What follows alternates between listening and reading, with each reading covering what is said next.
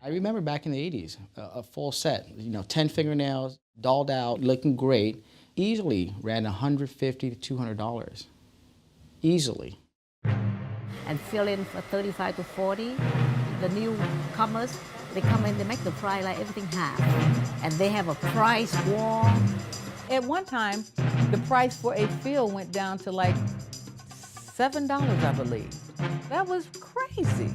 We worked from 7 in the morning to 10, 11 o'clock at night so that we could survive.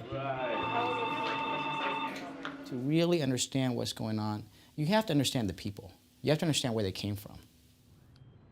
Anyone who's gone back to Vietnam, you can see the way businesses are run. There's the meat section, there's the tools, there are sections of town that just handle all that.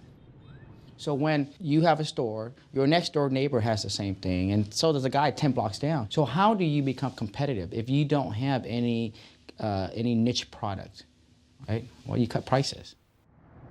Today, only 2 of the original man traps survive. By 1991, Charlie and Olivet had passed all of the salons down to their employees. Vietnamese had taken over, with prices that iced out American manicurists, including the first person to teach the first 20. At that time in my life, I was angry. I needed time to understand that it wasn't anger. I think I was probably afraid, because that was my livelihood. I was trained for nothing else. I had put my heart and soul into that. I worked like a dog. I built up a training program, and it was my livelihood. What made something else so much better than me? And there was a lot of leftover residual feelings, and it stayed that way. Older Americans recall when the U.S. absorbed a much larger number of refugees. The majority of Americans did not want to accept these Vietnamese refugees who they saw as completely foreign.